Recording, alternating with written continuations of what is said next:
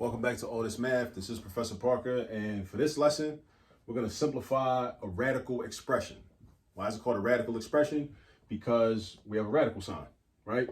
We have 625 x to the 24th power, or I could say the fourth root. We have the fourth root of 625 x to the 24th power. Now, how would I do this? What I would do is I would actually separate this radicand, right? Whatever's written underneath of the radical sign, we call that a radicand. Radicand, R-A-D-I-C-A-N-D, all right, radicand. So 625 x to the 24th power is our radicand. I would separate it into just 625 and then x to the 24th. So it would look like this. It would be like the fourth root of 625. Now this is a coefficient. 625 is a coefficient of x to the 24th. So they're multiplied, right? So that would be times the fourth root of x to the 24th power. Now, if you know a little something about numbers, right? Perfect squares, perfect cubes and whatnot, you would know that the answer to this, or this part at least, is just 5. Because you got to ask yourself, and I mean, you probably could put this in your calculator, the fourth root of 625, right? Just calculate that. What's the fourth root of 625? Your calculator will tell you it's 5, all right? But or if you didn't have a calculator, you could just experiment with some numbers.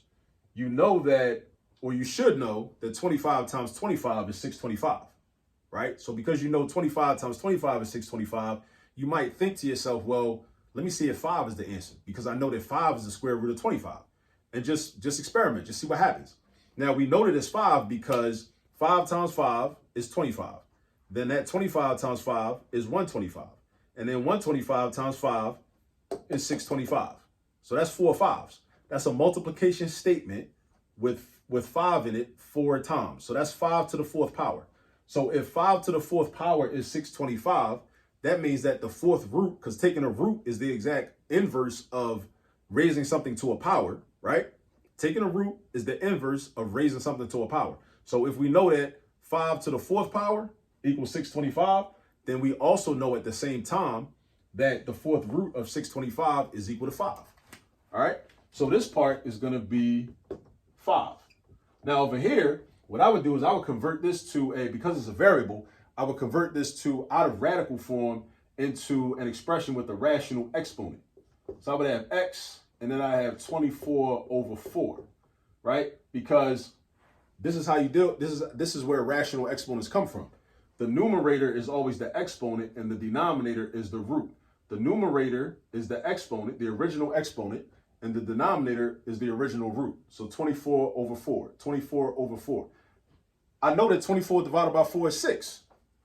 So I could rewrite that as 5 x to the 6th power. And that's my final answer. I don't need a multiplication sign. I can just juxtapose the 5 and the x to the 6th power. Just put them next to each other. And that's my final answer. 5x to the 6th power. All right? So make sure you understand rational exponents, all right? How to create rational exponents. Make sure you understand how to separate radicals, right? Because we can do this. This is true. Now, if this said 625 plus x to the 24th, you can't separate a sum or a difference. 625 minus x to the 24th. You can't separate that.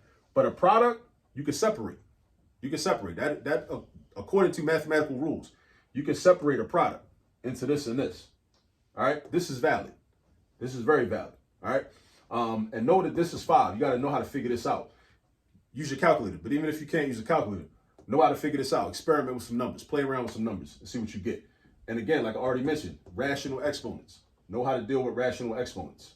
All right, for radicals. All right, get some practice with these. I'll see you in the next video.